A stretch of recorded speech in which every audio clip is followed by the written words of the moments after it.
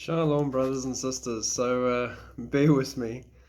I'm digging and researching and really drilling into everything with regards to the times, scriptures, prophecies, where we're at in time. And as you should well know by now, if you've been watching my videos, other watchmen and watchwomen's videos, we're pretty much at the end of the 6,000 year mark. There's 1,000 years of rest coming at the end of the tribulation, but we're nearing the 6,000 year mark really fast. So with that in mind, I obviously went back to Psalm 90 verse 10, the years of a man's life 70 years, and if by strength 80. So I took 80, that's where my brain went, as the years of a man's life, and divided that into 6,000 years to see what I'd come up with. How many 80-year spans is there in a 6,000 year period as a percentage, so that I could see how short this last little bit where we're all stressing about how long, Lord, how long, when we're actually on the very verge of leaving. And 6,000 years is 75 80-year cycles. 75. Now that's exciting because Israel turns 75 this year, according to them, 75th year for Israel. So that's already your first bell going off. Abram was 75 years old when he departed Haran for the promised land. So we're departing soon as well for the promised land on the 75th year of Israel, right on the very edge of the 6,000 year mark. Abram was born in 1948 after creation, if you didn't know that. So 1,948 years after creation, Abram was born.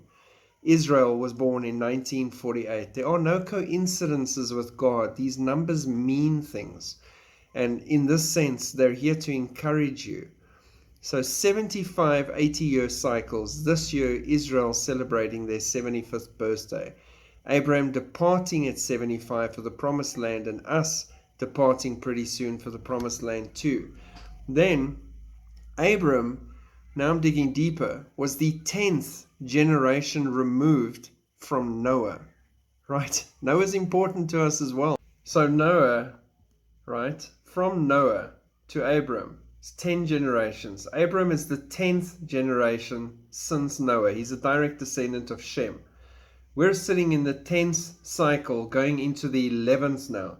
11 denoting chaos, disorder, rebellion, everything which is perfectly linked to Antichrist and the 7-year tribulation period. As well, perfectly, it links in with the fact that he was the 10th generation from Noah. So how perfect is that? Here we are as well. We 10th cycle. And as we go into the 11th now, we're leaving because we're not part of the 11th. And the 11th is going to do its own thing. Again, confirmation and how everything just connects. And the exciting thing is, when Abraham was born, people don't realize this because everybody tends to skip over genealogies, which is sad because you miss a lot of Bible truth, deep revelations, and amazing things. I know it sounds boring. Begat, begat, begat, begat, but so much amazing stuff in there. Things that you don't realize are things like this. When Abram was born, Shem was 390 years old and Noah was 892 years old. Abram was 58 years old when Noah died. Now what does this tell you? It tells you that he quite possibly spent time in their homes. He has first count stories and information about everything going back. How exciting is that? The truth all the way back, and all these guys are linked all the way through to Adam. So they've got their facts straight. They know about how God did his salvation, how he saved them, how the flood came on the earth, everything. He understands the ark principle. He gets all of that. And all these things tie in perfectly with where we are at right now. 1948, 75, 10th generation. You're so close. It's not even funny. If the people upstairs could look down and actually reach us with their voices and say, you know what, stop stressing. He's about to collect you. And it's really nothing in the grand scheme of things with how close you are. We are there and we are leaving shortly. God bless. Stay encouraged. Shalom.